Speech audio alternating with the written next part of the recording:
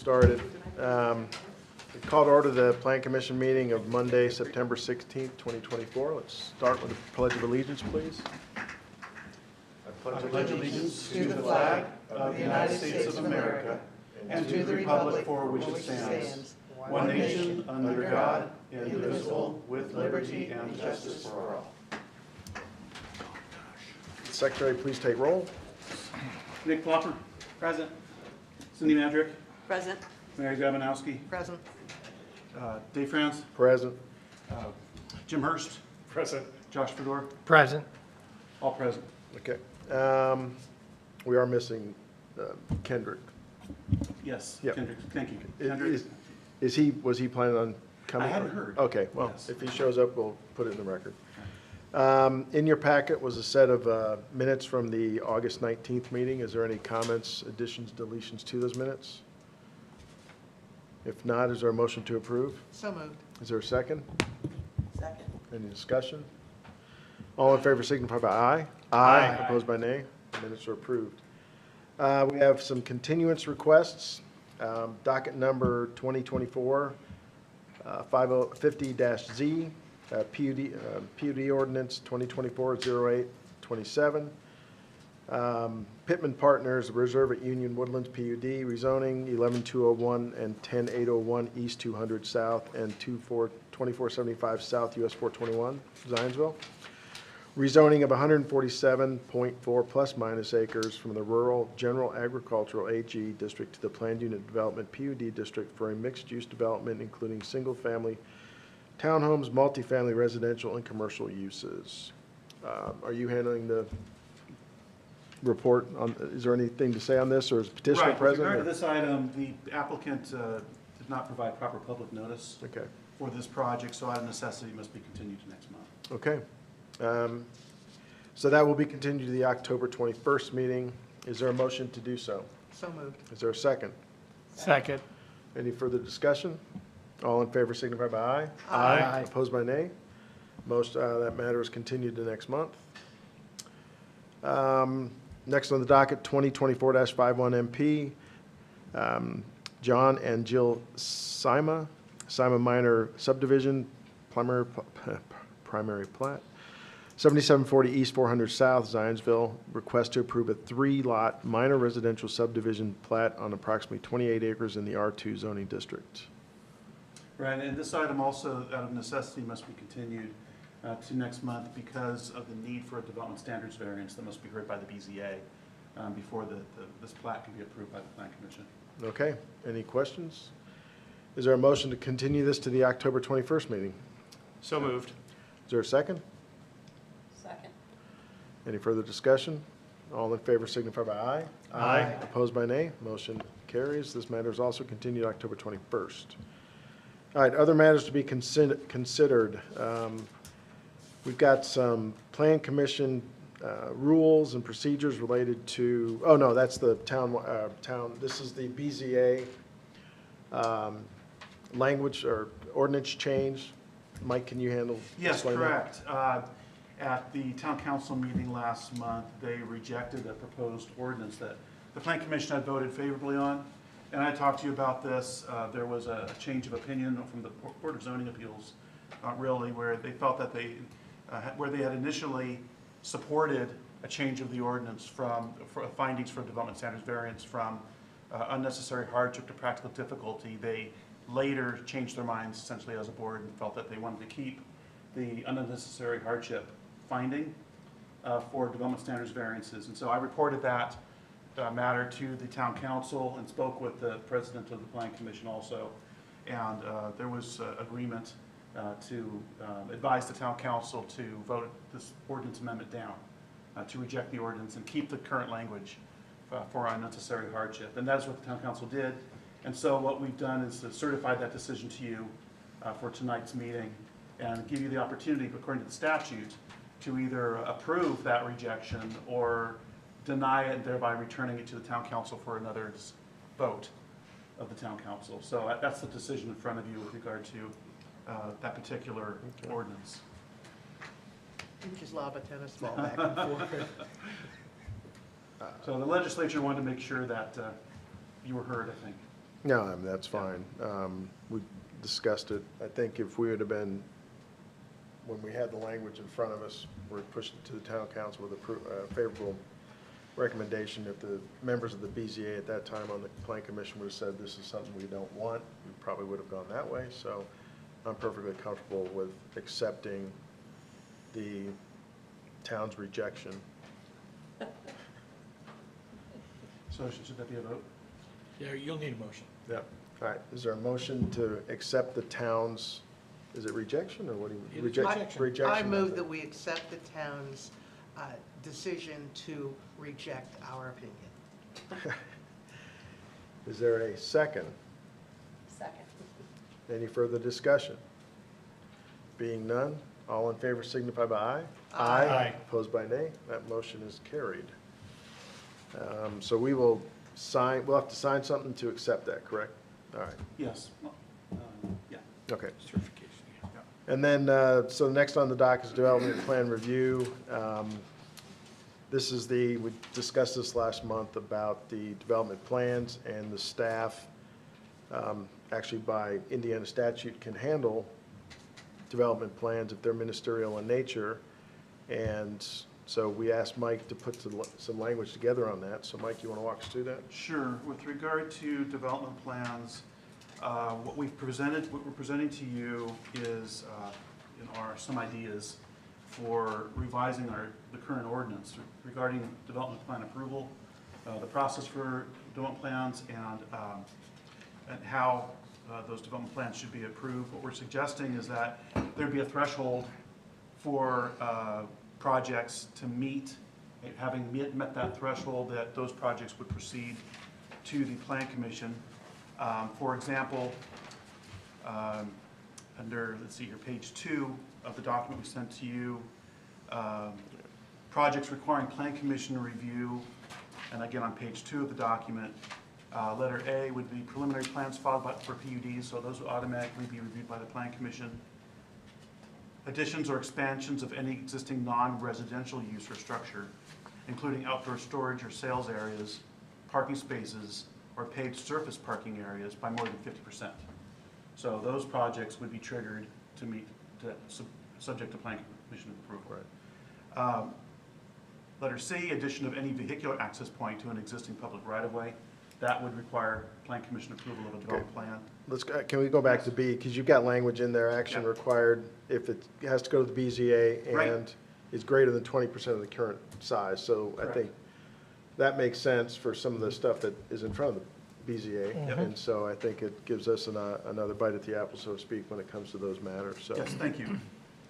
Letter D, the addition of any loading docks, drive-through service lanes, or outdoor storage or sales areas visible from a public right-of-way and exceeding 10% of the building size. That would also require Plan Commission review. And then we added institutional use master plans. This stems from the school system. They're looking at some long-range planning. And instead of coming through every small incremental development plan, allowing them to submit a master development plan for your review and approval, that would probably streamline the process for them and us, so we're not getting bogged down with small incremental changes to their growth strategy. The types of items that would receive administrative review, in other words, not go to the Plan Commission, are listed here on page 2 as well. For example, secondary review of PUDs or institutional master plan, new construction, redevelopment of existing sites, or additions or expansions of any existing non-residential use or structure, including outdoor storage or sales areas, parking spaces, or paved surface parking areas by less than 50% of their current size. So it's just the opposite of what we saw earlier for Plan Commission review. Or if any actions required, it is less than 20% of the current size. So those projects would not come to the Plan Commission for approval, but would be approved administratively. And then projects included in an institutional use master plan that do not modify the original master plan, so minor amendments to that master plan document. So that is, there's a lot here. I don't think I want to read all that to you. No, that's fine. But we'd ask that you, take a look at this, and if you are supportive, either now, if you want to give us direction now, or take another month or two, whatever your comfort level is, Tell us whether you think we ought to proceed with this concept. We would then put it in ordinance form and have our legal counsel review it. I probably also would meet with the town council, probably most importantly, meet with the town council and see if they have any concerns. But I wanted to inform the town council that you have seen, you know, a very strong version or draft of this proposal, and that, you know, you're supportive of it. And have that, you know, to convey to them. Well, I think it's important to note with these items that if they came before us, I mean, even if it's more than 50% of, you know, addition, if they meet all the ordinances, we have to approve it. I mean, historically, what we do is, for things along that line, if there's public comment, you try to get the petitioner and any, you know, remonstrators, if you will, to kind of meet and see if they can work out their differences, and we kind of use this to kind of force that. But ultimately, if they can't work out their differences, we still have to approve it. So, Right, so it's really unfair, I think, in a sense, to have a public hearing and giving the public the perception that this is something that they can, you know, have an influence on its outcome, when really they don't. If the project meets all of the development standards of the zoning code, the Plan Commission has no alternative but to approve the project. And I think it's important for the stuff that's smaller, Yeah. you just handle it. Anything that's a little bit bigger that, you know, might have some, you know, public interest. Mhm. I think it makes sense to maybe, like I said, get the petitioner and potential remonstrators together, see if they can work out any differences. I think most of our petitioners want to be good neighbors, so we've had a lot of luck in swaying those individuals to kind of work with the remonstrator, so. Additionally, this ordinance would give the planning director some discretion. For example, if it were, maybe if it's a project that doesn't meet that one of these thresholds, but in my opinion as director, I think that this is potentially controversial. You know, this may get a lot of attention. I don't know, I think that we want to approve this administratively. So it gives the director some authority to say, I'm gonna have this as a hearing item anyway. You're going to pass the buck. Exactly. Yeah. I don't want to take the heat, I want to give it to you guys. Well, so, for instance, we've been having some busier nights. So like, next month, I think you said there's actually 18 items on the docket, and we have to have 2 meetings next month to deal with those. So, and how many of those items on the docket would be something that the staff could just handle? Probably about, I don't know offhand, I'm guessing in the area of 4 or 5 though. Okay, Yeah. so, On any given month, though, there's at least 2 or 3, on an average, where we would have 6 or 7. You're gonna weed off 2 or 3 of those for us. well, the SIMA one is prime example. They have to get it because it's a flag lot, correct? But, I mean, that would be one, once they get the variance, I mean, chances are it's gonna come to us, not chances are we're gonna approve it. So, I mean, those are ministerial type items that we have to approve, so. And by doing this also, then we're taking off some of these smaller projects that would need to be approved by the Plan Commission anyway. But this way, we don't have to write staff reports, we don't have to provide public notice, you know, we don't have to take time in a public hearing. So it's all part of an effort to streamline and improve our procedures. Yep. Is there anything besides the school system that would use an institutional use master plan?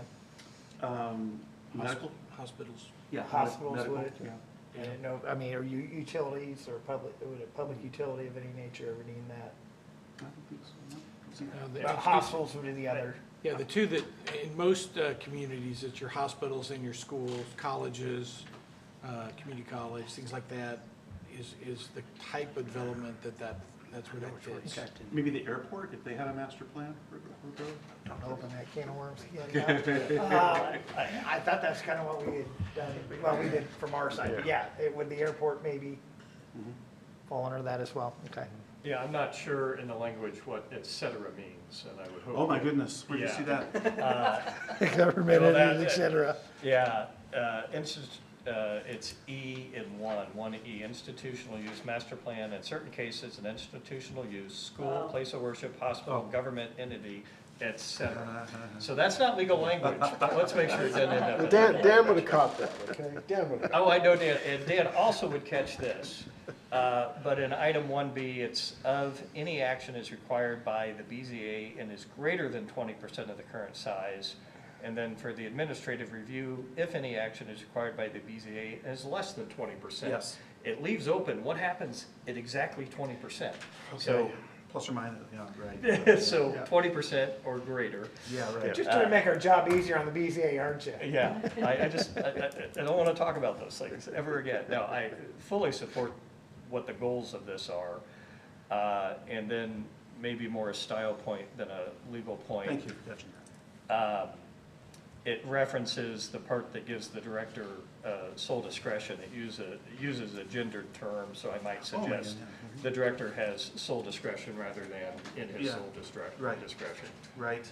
But again, I understand this isn't the final proposed document. Yeah. Okay, thank you for catching those things. Yeah. That's good. But I personally think that we should move forward with this language I and very much agree. draft Yeah, it. I see multiple benefits to it, streamlining for staff, streamlining for us, and at the end of the day, some of these things, as you said, we're gonna have to vote yes on them no matter how we look at it, so. We as planning commission members are cheap labor. Staff is expensive labor, and let's let them spend the time on the detailed, more And all of this is, non-discretionary things. all of this is permitted by Indiana statute. There's a lot of jurisdictions, Dan, you can state that the staff handles all this stuff. Right, right. And the trend is for that to happen as plan commissions have particularly come busier. Okay. Do we have to have a motion to, or can you just move forward with that? I think that we can move forward. Okay. Just based on the minutes of tonight's meeting, Okay. that we will, as I outlined, take the next steps and putting this in ordinance format, meeting with the town council, having our legal counsel review it before advertising it for a hearing. Then we got some more code amendment additions. Yeah, there's so- a thick document where there's several proposed changes relating to accessory dwelling units, agritourism, solar energy, wind energy, battery energy storage, and code enforcement. What we want to do is really just present to you the status of the work that we have done thus far on these, particularly with regard to solar and wind. I'll give you a brief overview, but tonight we're not intending for you to, like what we just did with the development plans. There's a lot here, and we actually are still making some adjustments to it. We're still working through staff on fine-tuning this. So I just wanted to give you kind of an update of where we are with these amendments so far. With regard to accessory dwelling units, what we are proposing is an ordinance amendment that would make it easier for homeowners or residential property owners where there is already a single-family dwelling to have what's sometimes called as a granny flat or an in-law like housing option. That's not on the same level as a duplex. It's not quite as independent as a duplex. It's truly accessory, meaning it's smaller and subordinate to the primary dwelling. And so in the ordinance, you'll see that there's a square footage threshold for accessory dwelling units. Minimum unit size, 250 square feet, maximum unit size of 850, and a maximum height of 24 square feet. So these are supposed to be small. And these would be allowed by right in certain zoning districts. Again, this is trying to provide more housing options for people in Zionsville in certain areas of the town, probably mostly in the rural areas of the town. So that's the intent, but then look at it closely if you have questions.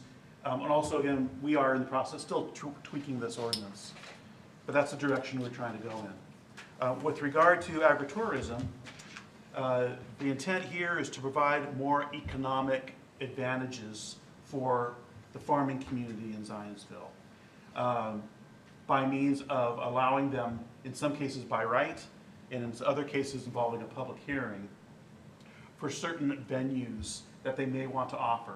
For example, like hay rides and mazes, things of that nature, tourism options for farmers, things that they can do that will bring people onto their property where they can charge an admission and allow them to have another source of income for their farming operation. Other uses that would be more intensive, like gift shops and restaurants, those would we call type 2 agritourism, and those would require a hearing with the Board of Zoning Appeals. So this is something that was an option in the former form-based code that we thought was a kind of a good idea, and I wanted to kind of represent that to you as an option for the farming community in Zionsville. So if you look through that more closely, it's a lot there for relating to agritourism. Can I ask a question about that? Yes, of course. So I know the existing code has, allows for seasonal use. I don't know if it's a variance or exemption, but that's already pre-existing, so how is this different? Those would be like type 1 activities where they're seasonal, temporary. Those would be under for the definition for type 1. And those would be allowed by right. They would still need to get permitting, go through permitting, especially if it involves a structure. Otherwise, we try to streamline the process for them and allow them to do those types of things. The year-round events, year-round, like I mentioned, restaurants or and more intensive uses like a tractor pull that might cause a lot of noise and bring a lot of people to the property, things of that nature. And again, long-term, not just seasonal events, those would be subject to BZA approval. So for the type 1 events, Yeah. would they have to get a permit for each individual activity? I mean, so No. so they could get it for the whole season? Some things they could just do.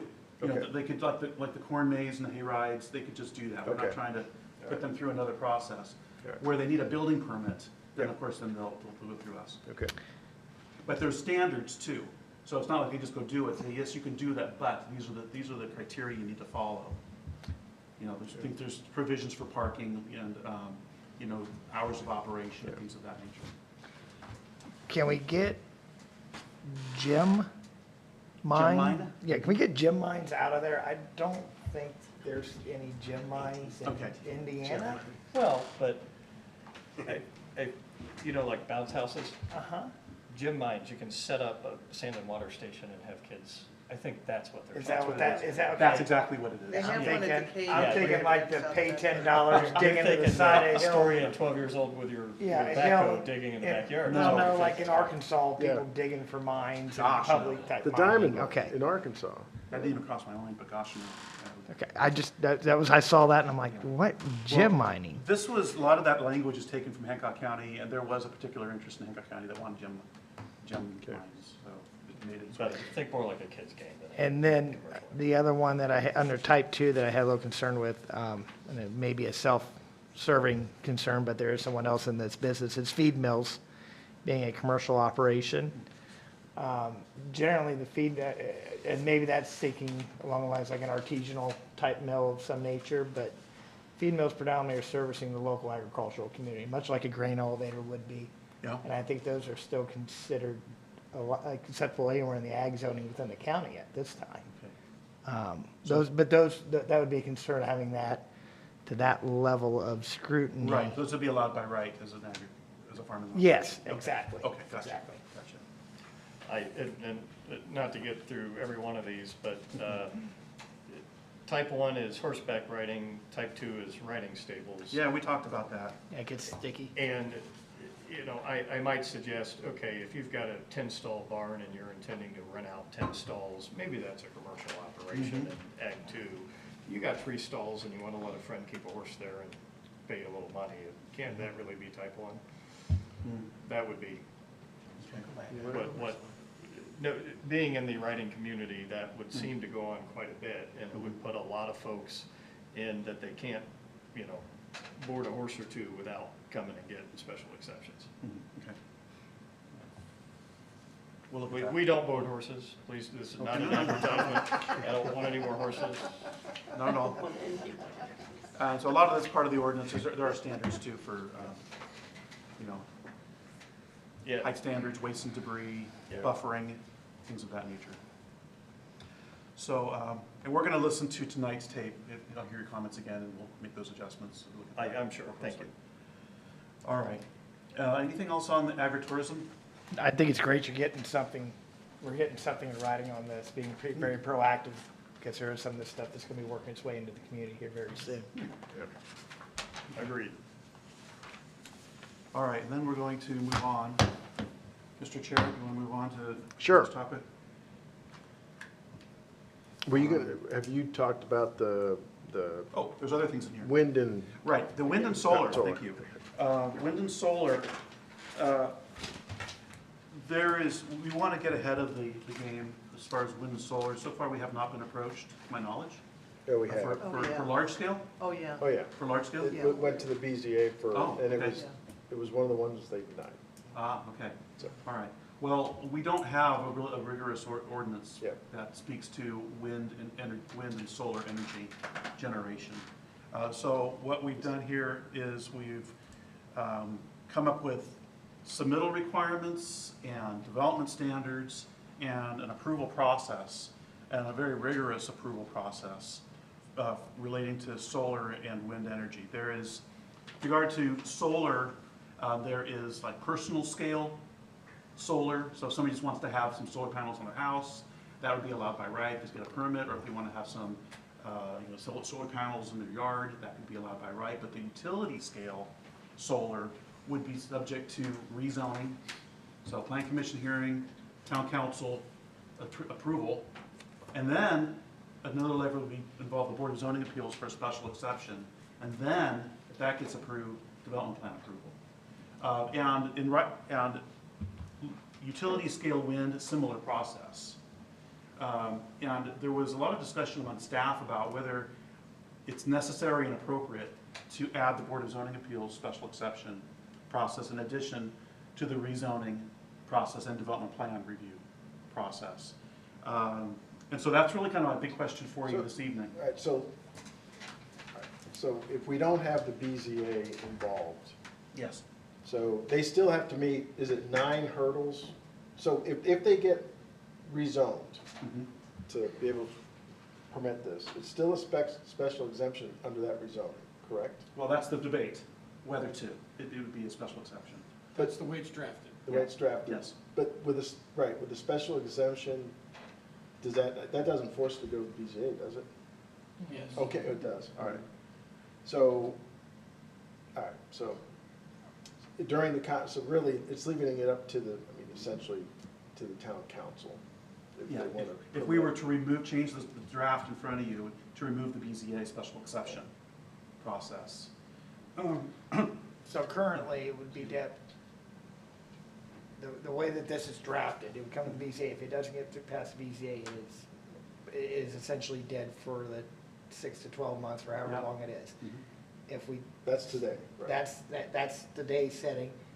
And what we are currently doing is going to still have that same qualification, or is it just going to go That's from the us? question. So the question is are we going to put them through a rezone, and they're going to fight that battle with us and then with the town council?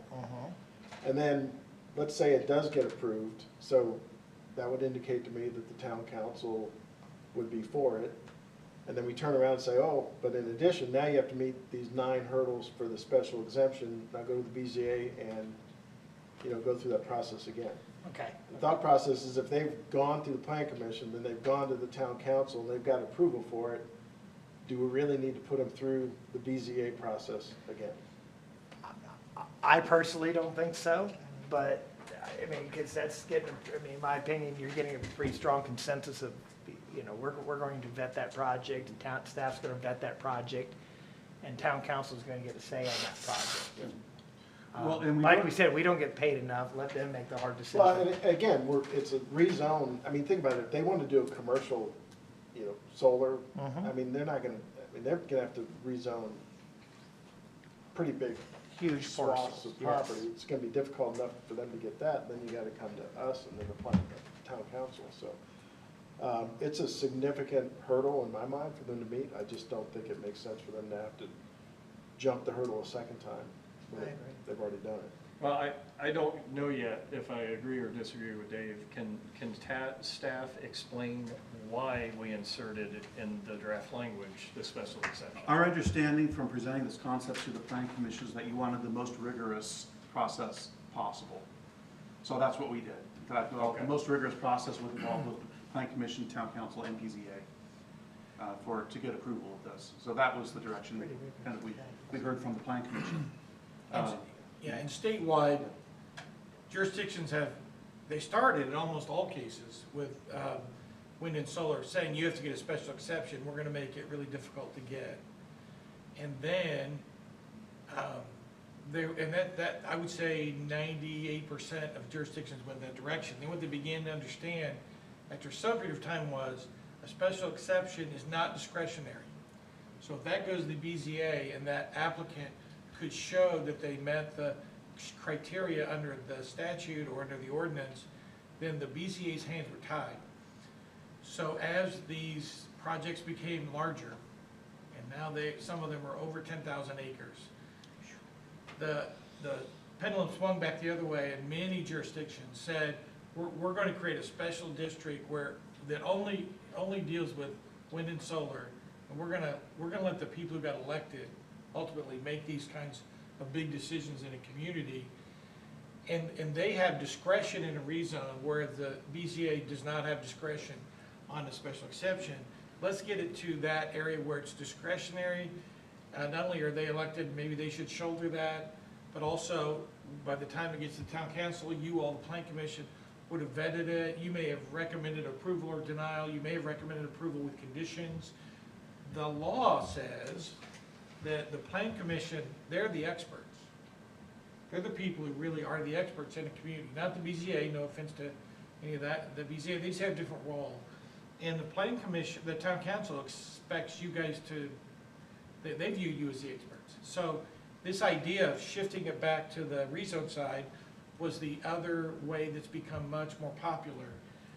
Then this, I agree with Mike, this is a combination which would be the strictest possible scenario, which would be you have to get a rezone first, and then if you are successful, then you have another step to go through that is not guaranteed.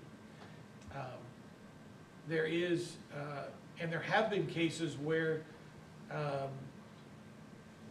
they have systems like what you've approved in the town council approved it, and then the BZA denied it, which didn't make the plan commission or the town council very happy, but that's occurred.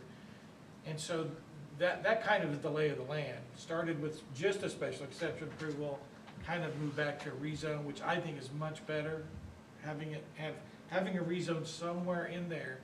And also, this doesn't say you can do this in ag. This creates a special district where if you're ag now, you would have to rezone to the special use. Right. And that is important also, because then it's a fresh look. It's a fresh look at the whole picture. And we all know that we let the public speak on these matters. So they're going to be heard when it comes to the plan commission. So I don't think this is any way as trying to limit their input, because like I said, we let pretty much anybody who wants to speak come up and speak. But you're right, that the hats are completely different from a planning commission standpoint and BZA standpoint. The longer I'm on there, the more I'm realizing that. So to have them have to go through a rezone and they have to go back to the BZA again, we're talking a tremendous amount of staff man hours, legal man hours on both as well as the petitioners' man hours. If it's been through us and through town council, I think we're there, or it should be ready to go.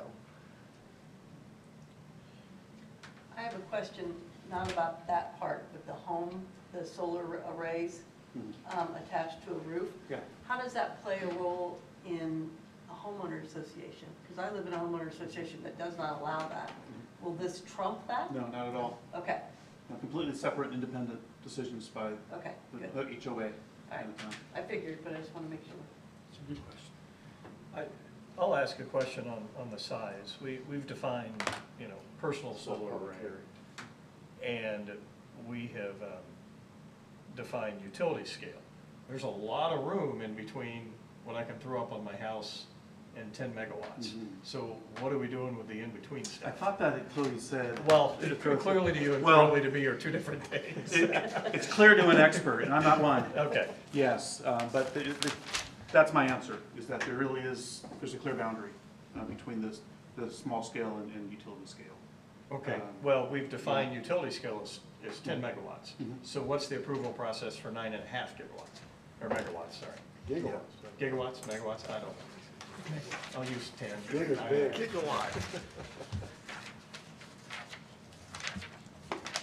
I believe you, it's in there. I couldn't Yeah, figure it out. okay. So I think it's in the front here. Yeah, utility scale solar has a nameplate capacity of at least 10 megawatts. And captures for solar energy, so that there's a threshold there, has at least 10 megawatts, if not more. Okay, now read me Yeah. the personal one. Personal scale. Trying to think if we had It's to additional- serve the house itself is Yeah. so I don't know what to do with somebody. So personal scale, solar panels attached to roof or building, and the addition of rooftop solar panel array. So it's intended for freestanding personal scale solar panel arrays. I don't know how much a And there's- personal one would generate. Yeah, Well, Not much in Indiana. 10 megawatts will support about 1,200 homes. Okay, all right, that's fine. So But, 9 megawatts would serve Okay, 800 gotcha. homes, and Yeah. that doesn't sound personal to me. So I'm just trying to understand how we So- draw lines. Most ordinances really create three classifications. So you've got the two. You've got large-scale industrial, which is a statutory definition. You've got personal for your home. What usually falls in between, because most ordinances focus on where's the power going.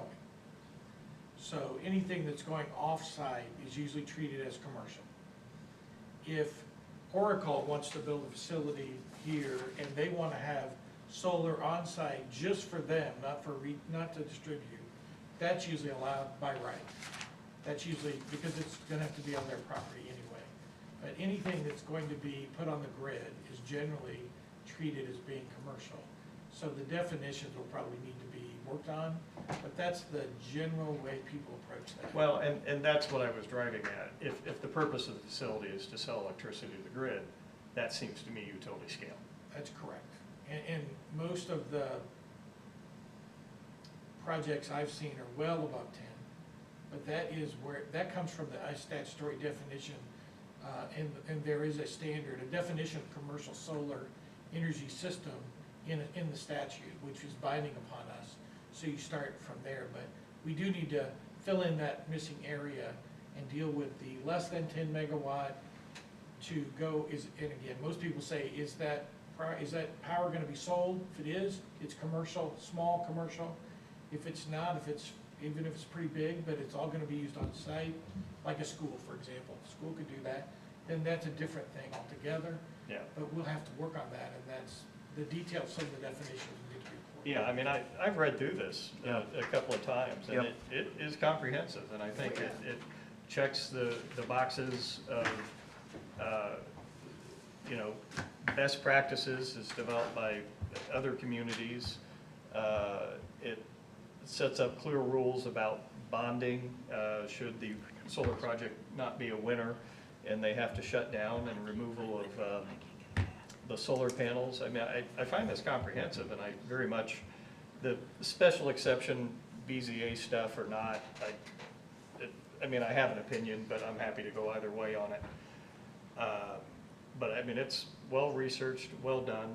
I just, unclear of what happens between personal and Okay. utility scale. we can add some clarity to that. This actually kind of spun out of the airport thing, because remember we were talking about allowing electrical up there, or power grid, Yeah.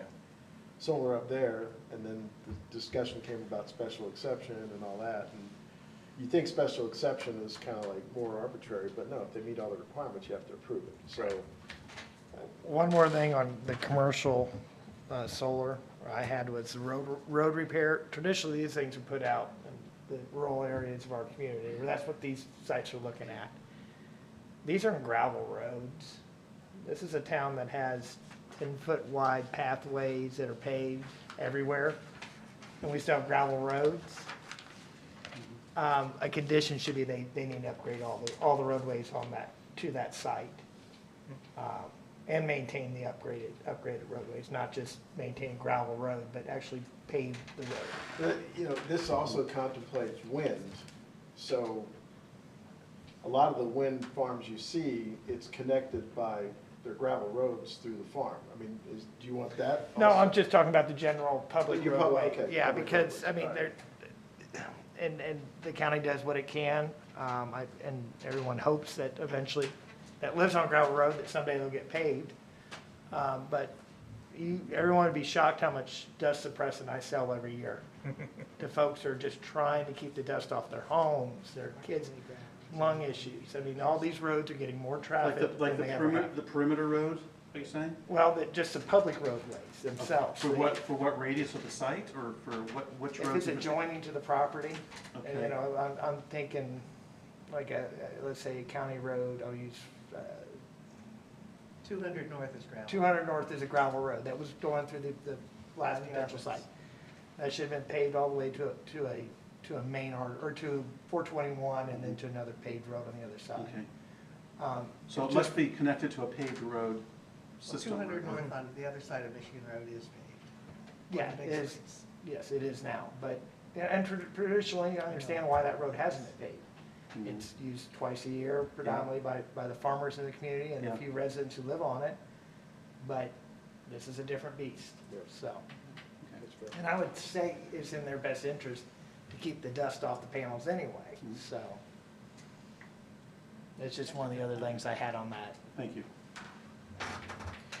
Is there anything, or I don't know the legalities of it, but most of the projects that I have seen that are of the utility scale, the power is going to like Illinois, Ohio. Is there anything that we can put in there as far as if this is a local project that's on local land that's partaking, like anything we can say in there to?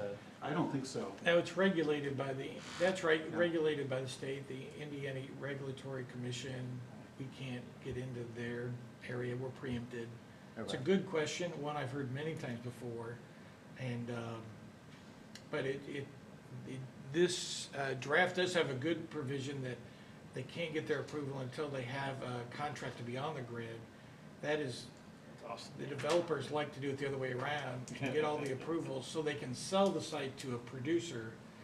And that means you never know really who you're dealing with. So in this draft, the necessity of that contract for the grid, a power contract, is really important. I like the way that's done because then at least you know who you'll be dealing with. But I think every community feels that way, very much so, but that's outside of our purview. Okay, and I appreciate that answer because it kind of answered another question I had, because the times that I've seen these contracts come out, there's, 3 different entities involved, and you can't, quite put your finger on which one is actually, who are you actually doing business with, because you have a buyer and a developer and then an operator, but the operator's able to sell it off, and, so. You're right, that's You what have you're that. saying, yeah. Okay. Yeah, the ones that I dealt with early on, none of the companies who were developing it were from the United States. Yeah. Yeah. Creates other issues. Yeah, the last one that I saw was, the ownership of the business was, a Saudi Arabian company and the California Teachers Union. Exactly. I dealt with them too. So, in just this- trying to clean, yeah. I read through it all, but I didn't see, if change of ownership happens on these sites, are we notified? I know we're getting a biannual or bi-monthly report of the condition of the panels. Change of Are we- ownership? Change of ownership, are we being notified? These properties are changing, I mean, because he's right, these people come out, they try to get a contract signed, and they're gonna sell that thing 3 or 4 times over before you can get anywhere. There usually is a provision for that. I thought I saw one in here Okay. that it was required because of the bonding. No, The that's right, we're having decommissioning bonding bonding, with there would be that concern would be addressed in the issue, and I thought I saw that so if it doesn't say that, we should add it, but I think it does say that. That's because of the decommissioning issue, which is, I don't know about solar, but on wind, the cost to decommission a commercial wind farm is more than your town budget. So you have to protect against that, and it's really big money. Wrong business. Are there any other zoning setups that behave as you contemplate here? That it goes through plan commission, town council, then goes back to the BZA? Or is this standalone in that? No, there are some example, I can't think of them, but we looked at that, and there's a precedent in our zoning code. in some Dan, by cases. chance, do you know what they are? Yeah, I Or would what say they it's a might be. minority position. I would say currently it's about 50-50 between just getting a special exception and getting a rezone. I would say that's about 50-50 now, although swinging pretty hard back to the rezone side. But there are, I would say, less than 10% jurisdictions require both. Oh, I'm sorry, maybe I wasn't He's clear talking with my about questions. about us, Zion. Yeah, in Zionsville, is there any other process that requires Oh, going back to the BZA after it gets a positive vote out of In town many council? cases, to qualify for a special exception, you have to have proper zoning. So in those cases where the land's not properly zoned to qualify for the special exception, and you'll see that, and I can't come up with an exact example. Yeah. I would say in my experience, it's about 1/3, 2/3. About 1/3 of cases involve a rezone and then a special exception review because they want to rezone. They don't want to rezone all the way to a more intense use, like maybe it's a C1 versus a C2. But there are a lot of, I mean, in your training materials, I have a list of all the things you require a special exception for. You have a lot. So naturally that occurs, that double process. But this is, this is probably just unusual because of the sheer scope of what you're dealing with. It's dramatically different than most other uses. Well, I think where the ones we currently require special exception, it's because if they meet the special exception code, that the property's not specifically zoned just for that. It's zoned for broad spectrum, and it's just one item that. No, becomes- that's an important distinction. Yeah, the Thank you. concept behind a special exception approval, instead of making something permitted, is because there's just something about a use which makes it prone to be impactful to other adjoining properties. So if you looked at the list of things that require that, that's each jurisdiction saying, we're a little worried about these things. There are some uses you don't worry about at all, but ones that are either have noise or light or traffic or, some are just the best example is a kennel. Okay, kennels have noise. And so they use, in almost every jurisdiction, they require special exception. And so just things like that. So if you think about it, whether or not you have a special exception is usually because there's something problematic or impactful. Quiet use, I call it, quiet use tends to not require that.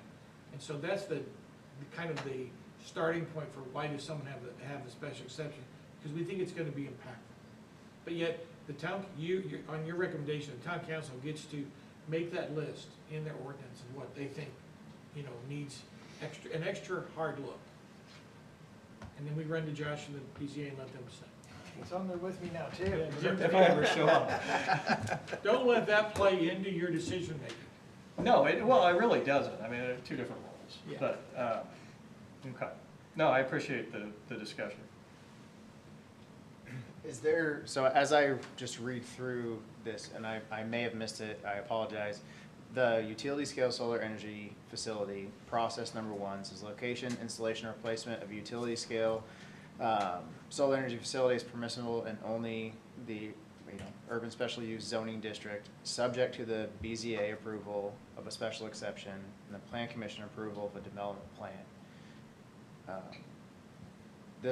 Where does the town council approval So fit the in? rezone. Okay. So we're rezoning it to special, what is it, special use? Special use, So that's 17. so they come to us. 16. They come to us, Right. we give it a favorable, unfavorable, goes to the town, and then they vote yea or nay. Okay. So, I just don't see it specifically in here. You have to get to the bottom of page 35, Yeah. where it says SU 16, only exist at 5400 Turkey Foot Road to understand half of Zionsville was an SU 16. It took me a while to figure that out. Okay. It's just plain English in this helps a lot. So. Yeah. There functionally is no ground zone this zoning. So we have to rezone it, or recommend a rezoning to town council. Okay. But with the rezoning, we have quite a bit of discretion on the rezoning. It's- You have 100% discretion on the zone. Exactly, So, exactly. It's quite a bit. All right. What else on agritourism for agribusiness? Then, also within here is just some few tweaks on code enforcement. Increasing the notification timeline prior to issuance of citations, increasing the fines. And an important provision that we're adding that expressly allows the town to seek reimbursement for the costs it incurs for code enforcement. That's not in our ordinance right now. So that's a very important reference. That we're able to seek reimbursement for the costs we incur for legal fees, litigation expenses, and bringing the site into compliance. That's needed. Oh, and then battery energy storage. That's something we just added very, like in the last month. We became aware of a trend, I guess, for siting for battery storage. Also relating, of course, to wind and solar, large, or utility scale projects. So we added that into the ordinance as well. and when you're talking battery storage, you're talking about the big lithium banks that are Big. storing Yeah. energy for Mhm. immediate usage Yep. there, okay. And we They look addre- like rail cars, and they stack them, yeah. Have we addressed data centers anywhere in our, No, we talked about that recently. because That's true, too. now we're talking about batteries, don't you want, Right. maybe. that Didn't might be- someone try to put a data center up north here a while ago? can't Not remember. that I know of. Maybe it was in a different county. Should we go ahead and do that Different with this jurisdiction. process, since we're looking at kind of all this? I mean, if you're going, it's a good time to jump into them. Yeah, Yes. okay, yeah, because we just had a question last week on data center. They make the warehouses look small. Yeah, Huge power. yeah, yeah. So, Second time, I don't know, this is still very drafty, right? There's still work that's due on it, but we wanted to bring it to you. There's a great amount of, really, really good work in there. Yeah. Okay. I lean toward the special exception. I like the language in here, but the most important thing is that the elected officials have a crack at this. Mhm. And even without the special exception, just the rezoning, that satisfies 90% of what I'm looking for. So take your cue from the rest of the planning commission on that, please. All right. Mike, do we have a chance to comment on it? No, it's not a public hearing on this matter. So, Well, the key I'm getting is that I think you're leaning, the majority's leaning away from the special exception requirement. yeah. Okay. Yeah, I think so, at this, yeah. All right, then we can move on. You got the calendar for next year? Yeah, before we get to the calendar, Okay. because that's an easy one, All right. there's the rules of procedure. And we've Okay. drafted new rules. Oh, for okay, you. okay, gotcha. This Yeah. didn't have the, okay, I gotcha. Okay? Yep. And you see this, there's been a few minor changes to your rules. For example, we deleted a reference to a committee hearing officer. We didn't see a need for that.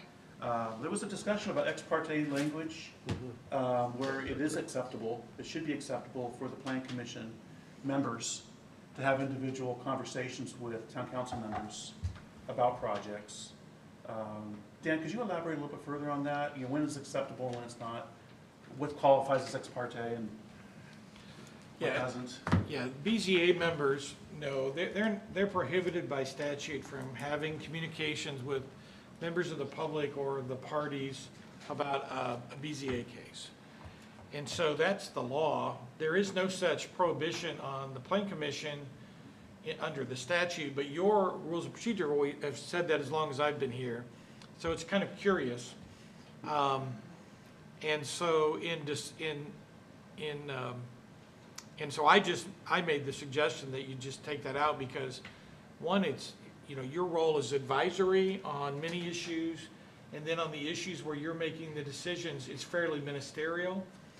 And so I've never seen, I don't want to say it doesn't exist, but you're the only one I'm aware of that, as planning commission members, have like this gag order where you can't talk to anyone about anything, including in this particular case, more recently, a town council member who just wants to talk to you about something. Yeah. And so I suggested it be taken out. Aside from that, it is incredibly difficult to police. How is anybody going to know who you talk to?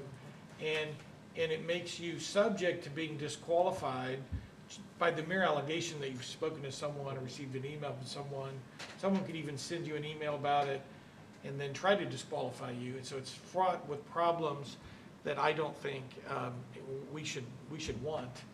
And so, yeah, my recommendation was to take that out. That would, then you would still be governed by the conflict of interest rules, and also if you can't be objective, you have to recuse yourself. You still have all of that, but this is not really a plan commission concept. It was put in there because that's the law about BZA, and I feel like that when that was done, that was probably in error, is what I think. And I've just never seen it anywhere else. What's the process of removing it? Under the proposed rules, it's being deleted. So the So suggestion. is it effective tonight? No, we haven't adopted these. No, you're gonna have to wait just a little longer then. Shoot. You can talk to me though. You can talk to me. Yeah, it's a really bad idea. It's been there a long time. And again, you don't have to talk to anybody, just remember that. You don't have to talk to You don't anybody. have to talk to anyone.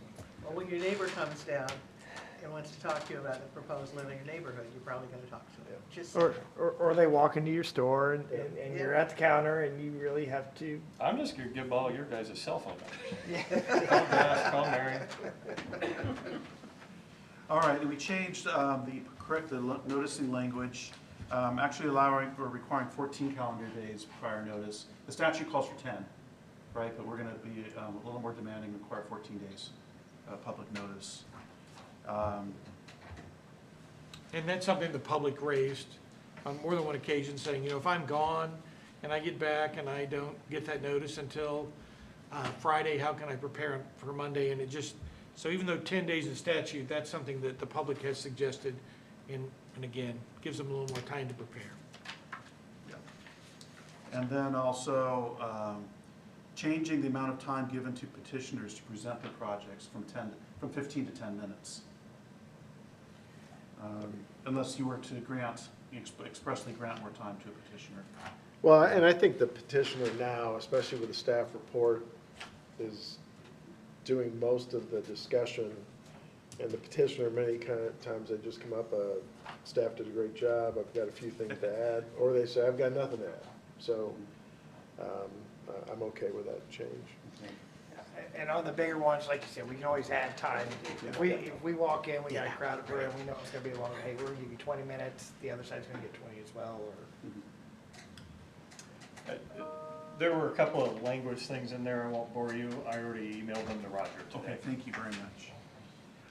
Electronic meeting policy, there's reference to that in this, in these rules, Resolution 2021-01. Did that come about because of COVID? Yeah. Okay, and was that act, I guess there was an act of the state that provided for or required some local rules to accommodate electronic participation. Is that still appropriate to keep that? Was there any sunsetting on that act? Well, originally it was an executive order, Okay. and then the legislature came back after the pandemic and said, we're gonna let you continue to allow remote participation under certain circumstances. The chief circumstance under which is that a quorum must be physically present. If a quorum is physically present, then not only can the other members participate remotely, but they can vote. As long as they can be seen and heard, they can vote. That was really a new thing. Prior to the pandemic, there's no such thing allowed. They could listen to a meeting or watch it, but they couldn't say anything or vote. So I'll check the rule and make sure that we're compliant with that, but that's what happened. The state legislature changed that to say, we're not gonna get rid of that entirely, but there are gonna be some conditions. And then there are limitations, how many meetings a member can do that, and how many consecutive meetings, it's all statutory. And we'll make sure that this language matches. And I think, given today's technology, I think it's easily accommodated. I think several of us have taken advantage of it. As a matter of fact, next month, because we're having a special meeting, I'm not gonna be around, so I'll be doing it remote also. So the rules refer to that resolution. You should just as a- put it as right in addend- there. As addendum A. So should he just incorporate the actual language? That's what I would suggest, yeah, we just put it right in there. Not as an addendum, but, Yeah, that's what I would do, yeah, put our rule right in there which complies, and then it's transparent, the public can see what our Okay. rules are. The rules aren't just for us, although primarily for us, but I mean, it's just good to be transparent about that, I believe. add it directly into the rules. That's what I would say, Okay. yeah. There's no reason why it needs to be a separate agenda. All right, so, I think, Nick, it's very close, I don't know what else, there's probably a few little formatting things, but, like there's some highlighted, strikeouts still in here, so it's not perfected, but it's very close. So, I think that, unless I hear otherwise, for next month, we'll present a final draft, final form. I think there was a question in there about whether or not we should give the president or the chair or whatever. Oh, that's we call right. Mr. Franz. So do you want to speak on that real quick? The question is, should the rules include language allowing the president to set an alternate date or to cancel the meeting? Like if we have a blizzard or something? Right, yeah, this is merely a, what if something really bad happens? You can't, who decides? And so most rules of procedure have this kind of a rule. It's why you pay Dave the big money, right? To be, I get To a be the nickel, I president. get a nickel more a month than all. but it's really yeah, it really is a way, if you have a snowstorm, or if we had another pandemic and there's not an executive order yet, in order to, no decision can be made without a majority of you convening, and that's not always possible. Or tornado, for example, something like that. Such language makes great sense for me. If you would please suggest something that makes it easy to pass when we all next talk. Okay. There is one question on the rules of procedure, and this came up recently. From time to time, we receive a petition where the petitioner says, wait a minute, I don't want it to go to the Plan Commission yet. We need to make some revisions, some changes. It hasn't been advertised yet. It hasn't been put on the agenda, but it's been sitting with us for months on end. We were wondering if we could have a rule added that would allow staff to automatically close out that petition. Because it just goes on and on. They obviously weren't ready to file. They filed anyway with us.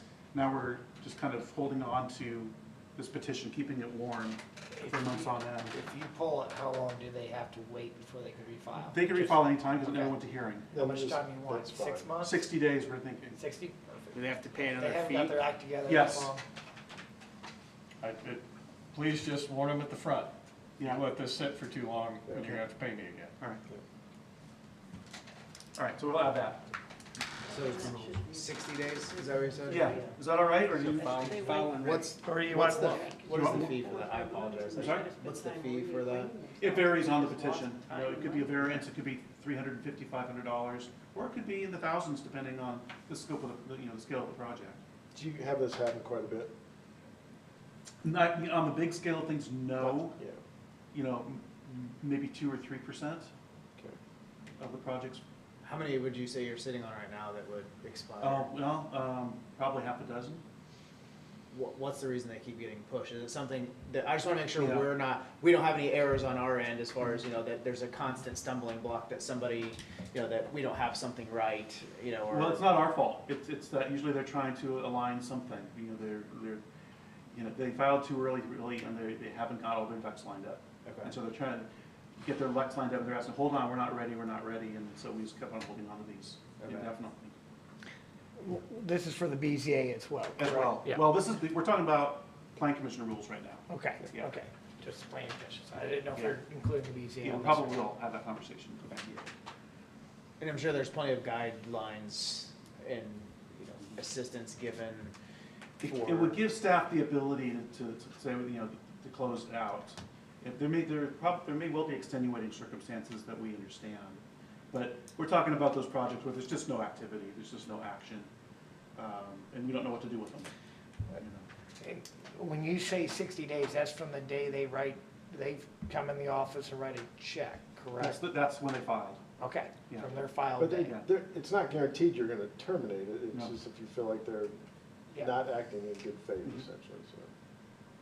Because I'm thinking about the second continuance tonight, that's probably, you know, I think they had to hold off because of the BZA last month, Right. which That's all of a sudden understandable. they're at that 60 days, which is understandable, Yeah. but I just didn't want to have something like, oh, well, now you fall under this and you got to refile. All right.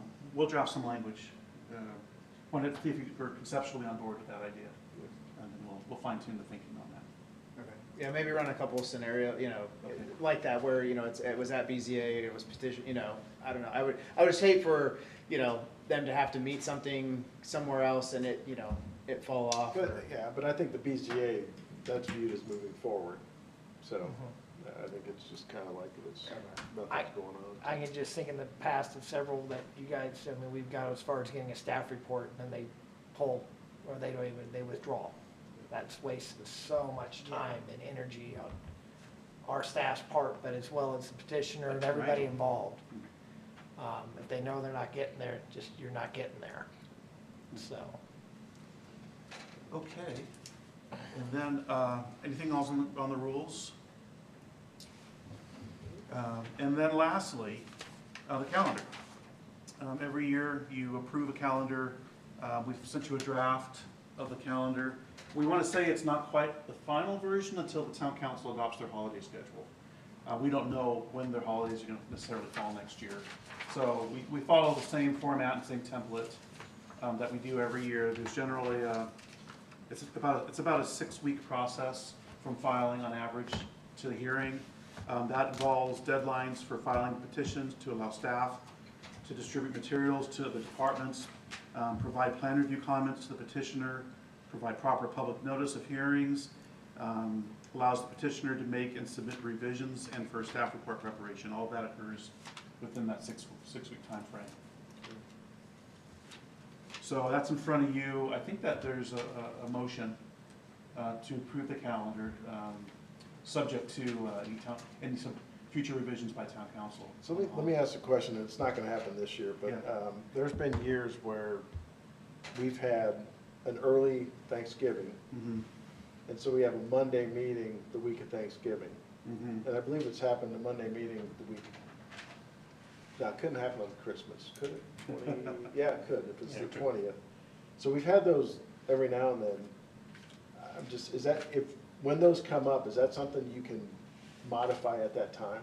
Or is it, or do we have to modify our rules to say that in the event that the meeting falls on the week of Thanksgiving or December, it's moved to the prior week? It's modifiable, but we have to provide public notice. Right. Right now, we send this calendar to all the media so that we don't have to keep on notifying them every month of a hearing. So we just have to make sure they have a So record. when that year, Yeah. in the years that happens, we just deal with it at that Yeah, time? we need to provide special notice to the newspapers and let them know. Okay. There's been a change. All right, so we need a motion to accept the calendar? I move to accept the 2025 Zionsville Planning Commission deadline meeting date calendar, subject to Town Council's final approval of Yeah, holiday schedule. holiday schedule. Is there a second? Second? Any further discussion? All in favor signify by aye. Aye. Opposed by nay. Calendar's approved. Do we need to make a motion for the October 28th meeting? Oh, thank you, yes. Special meeting. There's a few things on the very top of the agenda that we kind of skipped over. There's the August monthly report that is available to you on that link. We are, at this point, planning on 2 Plan Commission meetings next month. The regular meeting on October 21st and a second meeting a week later, Monday, October 28th. So we will be providing public notice of that additional meeting for the 28th. And that's it. Does that take a motion? I think you Yeah, should have okay. a motion. Is there a motion to have a special meeting on the 28th of October? I move that we have a special meeting on the 28th of October. Is there a second? Second. All in favor, signify by aye. Aye. Opposed by nay? I think you should just state for the record that Davis arrived Okay. at Yeah, thank you. 6:45. Yep. And for the record, Kipper Davis arrived at 6:45. So And we're you going. kind of snuck in on us there. I didn't notice. So, all right, anything else? I move we adjourn. Is there a second? Second. All in favor? Aye. Aye. I know it pains you